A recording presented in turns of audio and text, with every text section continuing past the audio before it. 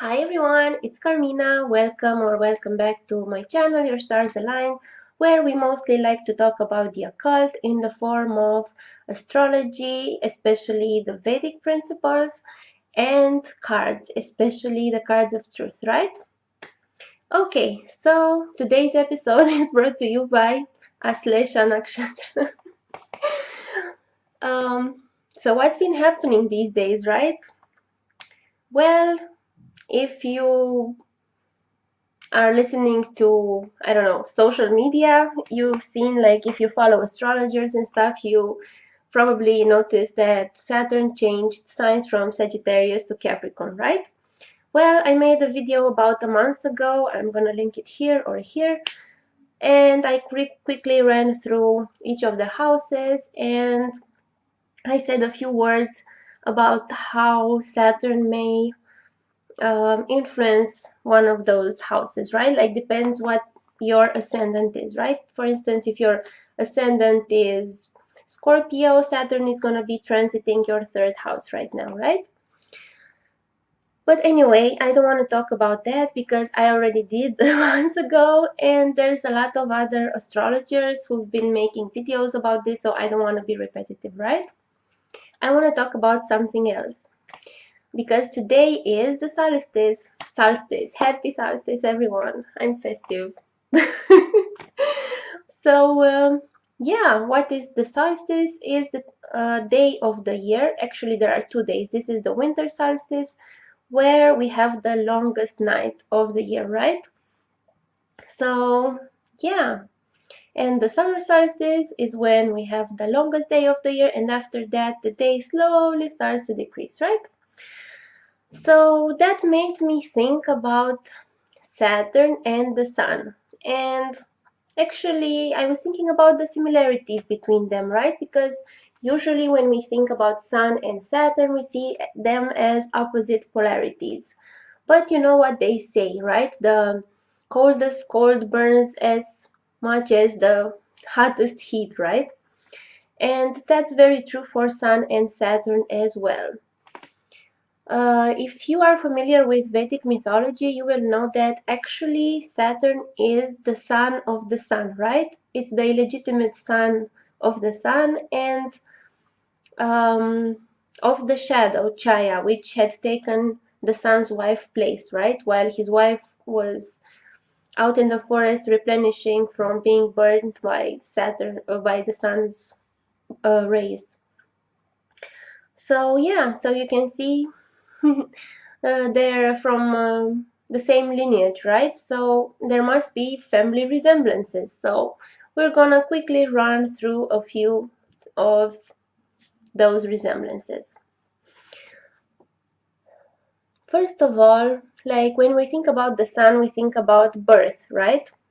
We think about Janma, we think about the number one. And when we think about Saturn, we think about destruction, number 7, right? So the beginning and the end of something. Again, the two ends of the same stick, right?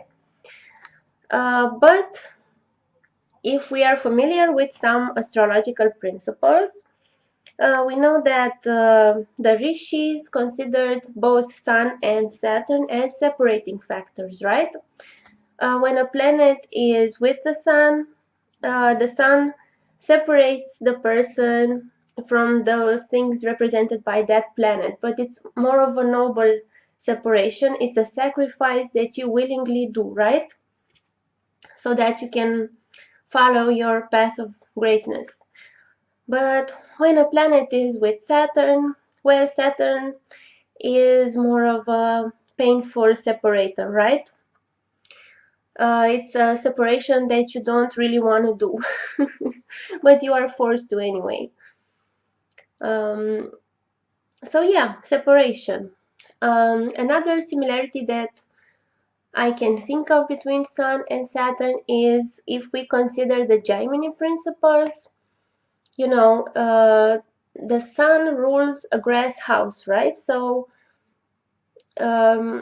if you have your soul planet in a certain combination, it can show that you will have a grass house, and this house also relates to the emotional nature of the person, right? So a more minimalistic person, a person that doesn't want to get cluttered with too many possessions because they have something to do, right? They have stuff to do, they have life to win. So that's the sun, right? And that's also like reminds me of the Parashara Sutras about the sun, where he describes this graha as having little hair. Why does it have little hair? Well, hair is more like connected to emotional rate nature, to sensitivity, and with little hair, you know, the sun is more an action oriented person. It doesn't really have time to clutter himself with hair or feelings or something like that. He's a go-getter, right?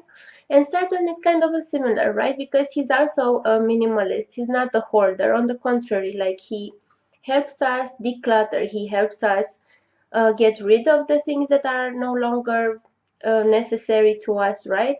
Of course, in a more painful manner, but still it's good because it's for our soul's evolution, right?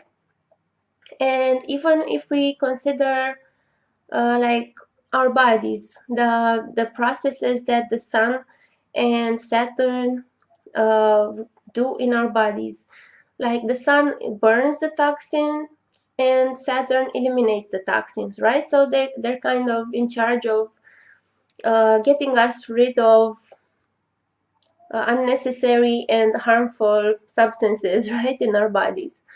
So you can see their very important function as well, like Avashta wise, you know. If a person has like bad sun Avashtas, also the planetary states of the sun are bad, at least these can be made up by good Saturn Avashta. So if you either have like sun or good Saturn Avashtas, you're okay if you have at least one of these on the positive side, right? And another thing that is similar about the Sun and Saturn is that, you know, the Sun actually makes us think about kings, right? And kingships and things like that. And Saturn is the Karaka of servants, right? But if we really start to think about it, what is a king if not a servant to his people, right? A more noble and famous and rich servant, but still a servant because he has to sacrifice his personal life and his personal ambitions and his like family life, everything just to be a good king to his people, right? So that's another similarity. Yeah, I think that's about it for today. Like if you think about other similarities between Sun and Saturn, please comment below and let me know. And you can check out my website, yourstarsaligned.com, and see what other articles I wrote about planets and planetary dignities and some astrological studies. And you can also check out the consultations that I offer on my readings page. You can see the testimonials and all that good stuff, okay? Okay, so I'll catch you later. Again, happy solstice and bye!